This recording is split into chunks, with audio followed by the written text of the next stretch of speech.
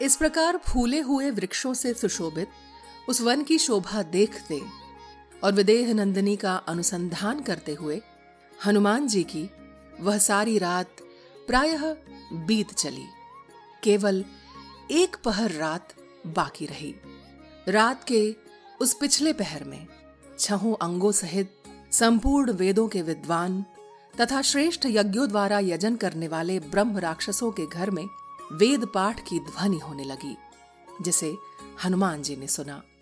तदनंतर मंगल वाद्यों तथा श्रवण सुखद शब्दों द्वारा महाबली महाबाहु दशमुख रावण को जगाया गया।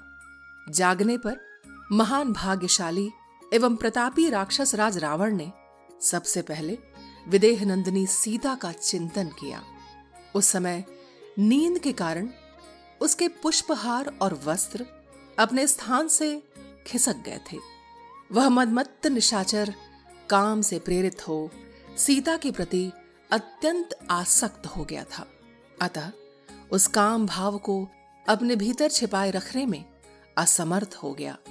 उसने सब प्रकार के आभूषण धारण किए और परम उत्तम शोभा से संपन्न हो उस अशोक वाटिका में ही प्रवेश किया, जो सब प्रकार के फूल और फल देने वाले भांति भांति के वृक्षों से सुशोभित थी। नाना प्रकार के पुष्प उसकी शोभा बढ़ा रहे थे। बहुत से सरोवरों द्वारा वह वाटिका घिरी हुई थी। सदा मतवाले रहने वाले परम अद्भुत पक्षियों के कारण उसकी विचित्र शोभा होती थी। कितने ही नैनाभिराम क्रीड़ा मृगों से भरी हुई वह वाटिका भांति भांति के मृग समूहों से व्याप्त थी। बहुत से गिरे हुए फलों के कारण वहां की भूमि ढक गई थी। पुष्प वाटिका में मणि और सुवर्ण के फाटक लगे थे और उसके भीतर पंक्तिबद्ध वृक्ष बहुत दूर तक फैले हुए थे। वहां की गलियों को देखता हुआ रावण उस वाटिका में घुसा। जैसे देवताओं और गंधर्वों की स्त्रियां देवराज इंद्र के पीछे चलती हैं, उसी प्रकार अशोक वन में जाते हुए पुलस्त नंदन रावण के पीछे पीछे लगभग 100 सुंदरियां गईं। उन युवतियों में से किन्हीं ने सुवर्ण में दीपक ले रखे थे, किन्हीं के हाथों में चंवर थे तो किन्हीं के हाथों में ताड़ के पंखे। कुछ सुंदरियां सोने की झारियों में जल लिए आगे आगे चल रही थीं और कई दूसरी स्त्रियां गोलाकार ब्रिसी नामक आसन लिए पीछे पीछे जा रही थीं। कोई चतुर चालाक युवती दाहिने हाथ में पेय रस से भरी हुई रत्न निर्मित चमचमाती कलशी लिए हुए थी। कोई दूसरी स्त्री सोने के डंडे से युक्त और पूर्ण चंद्रमा तथा राजहंस के समान श्वेत छत्र लिए रावण के पीछे पीछे चल रही थी। जैसे बादल के साथ बिजलियां चलती हैं, उसी प्रकार रावण की सुंदरी स्त्रियां अपने वीर पति के पीछे पीछे जा रही थीं। उस समय नींद के नशे में उनकी आंखें झपी जाती थी। उनके हार और बाजूबंद अपने स्थान से खिसक गए थे, अंग राग मिट गए थे, चोटियां खुल गई थीं और मुख पर पसीने की बूंदें छा रही थीं। वे सुमुखी स्त्रियां अवशेष मद और निद्रा से झूमती हुई सी चल रही थीं। विभिन्न अंगों में धारण किए हुए पुष्प पसीने से भीग गए थे और पुष्पमालाओं से अलंकृत केश कुछ कुछ हिल रहे थे। जिनकी आंखें मदमत्त बना देने वाली थीं, वे राक्षस राज की प्यारी पत्नियां अशोक वन में जाते हुए पति के साथ बड़े आदर और अनुराग पूर्वक जा रही थीं।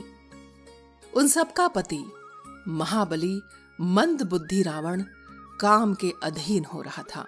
वह सीता में मन लगाए मंद गति से आगे बढ़ता हुआ अद्भुत शोभा पा रहा था।